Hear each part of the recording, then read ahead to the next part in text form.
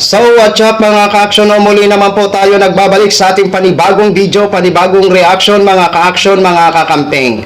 So eto na po ang resulta sa panay birada ng ating Vice President na si Sara Duterte. Hindi ho talaga natin masisisi na ang ilan sa ating mga kababayan kapag tinatanong ho sila at kung ano ho ang masasabi nila dito kay Vice President Sara Duterte, hindi ho natin masisisi ang ating kababayan kung sila ay magpapahayag ng kanilang nakikita dito kay Vice President Sara Duterte. So ito po mga ka-action, mga kakamping, yung nakikita nyo po sa screen is ito yung masasabi niya kay Vice President Sara Duterte sa tanong ng isang content creator. O ito po, pakinggan ho natin. Malupit po ang kanyang naging sagot ho dito.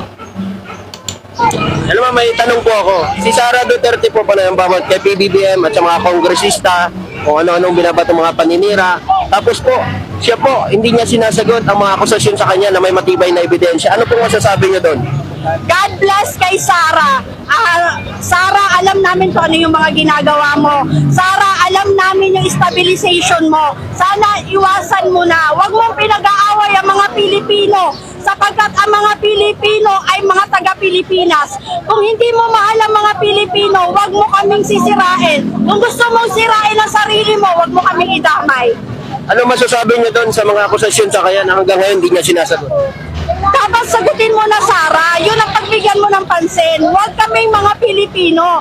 Sagutin mo ng tama kung ano yung akusa sa'yo. Dahil habang nananahimik ka, talagang tumatatak sa isip namin na pawang totoo yung mga haka-haka para sa'yo. Parang awa mo na sa aming mga Pilipino. Palayain mo kami. Ibig sabihin, pabor kayo na ma-impeach si Sara Duterte? Yes! Yes, yes!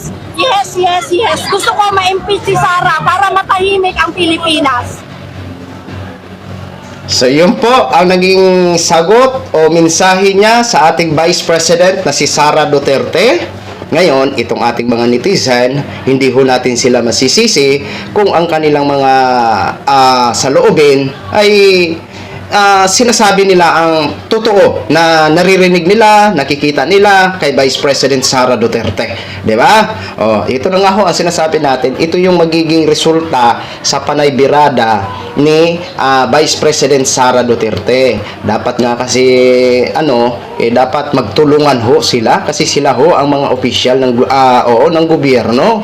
Itong sinasabi nga natin, kailangan natin bumoto ng matalino. Iboto ho natin ang mga may malasakit sa ating mga kababayan, yung mga pantay ang tingin sa ating mga kababayan, mahirap ka man, mayaman, yung wala bang kinikilingan. Kaya 5 days na lang, buboto na po tayo. Kaya dapat iboto ho natin ang karapat dapat. Okay? So yun lang ho mga ka-action, mga kakamping, no? Share ko lang ho sa inyo. Maraming salamat po sa ating mga viewers Luzon, Visayas at Mindanao, all over the world. Ako po ang inyong lingkod, si Action Man. Have a good day, everyone. Beautiful.